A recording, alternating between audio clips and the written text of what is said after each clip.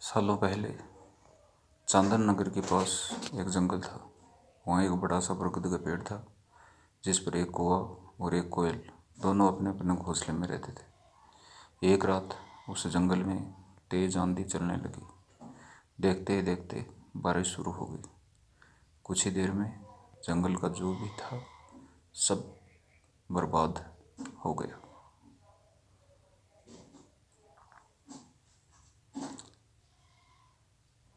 जंगल में तेज आंधी उठी और जल्दी जल्दी बारिश शुरू हो गई। कुछ ही समय में जंगल की सभी चीज़ें नष्ट हो गई। अगले दिन कौवे और कोयल को भूख लगी, लेकिन उन्हें कुछ भी खाने को नहीं मिला।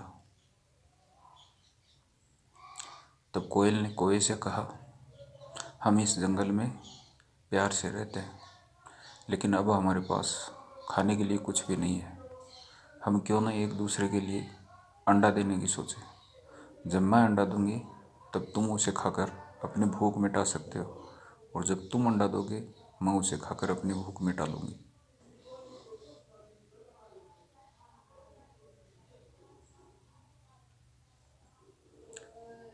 कौवा ने कोयल की सोच को स्वीकार किया। उन्होंने सही समय पर अंडा दिया। कोयल ने उसे खाकर अपनी भूख मिटा ली। फिर कोयल ने अपना अंडा दिया। कौवा जैसे ही कोयल के अंडे को खाने लगा, कोयल ने उसे रोक दिया। कोयल ने कहा, तुम्हारी चोंच गंदी है, तुम्हें उसे धोना चाहिए, फिर अंडा खाना। जल्दी से भागते हुए कौवा नदी के किनारे पहुंचा। उसने नदी से कहा, तुम मुझे पानी दो, मैं अपनी चोंच धोकर कोयल का अंडा खाऊंगा। नदी ने कहा, ठीक है, तुम एक प्याला लेकर आओ, तब मैं तुम्हें पानी दूंगी। कौवा तेजी से चलकर एक कुम्हार के पास पहुंचा। उसने कुम्हार से कहा, मुझे एक प्याला चाहिए, मैं उसमें पानी भरकर अपनी चोंच धोकर कोयल का अंडा खाऊंगा। कुम्हार ने कहा, तुम मुझे मिट्टी दो और मैं तुम्हें प्याला बनाकर दे दूंगा। यह सुनते ही कौवा धरती माता से मिट्टी मांगने लगा। उसने कहा, माता मुझे मिट्टी दे दो, मैं उससे प्याला बनाऊंगा और उस प्याले में पानी भरकर अपनी चोंच साफ करूंगा।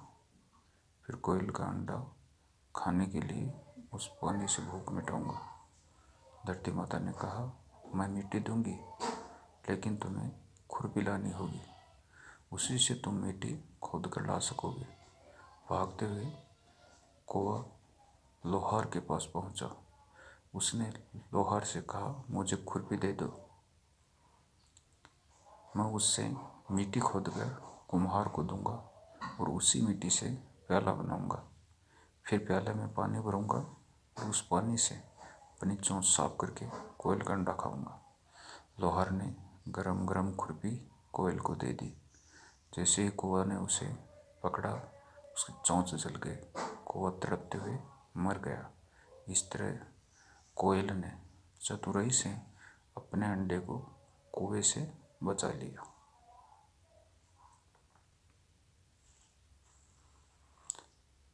कहानी से सीख मिलती है कि हमेशा दूसरों पर आंख बंद करके भरोसा नहीं करना चाहिए। इससे हमें अपना नुकसान ही होता है। थैंक्स।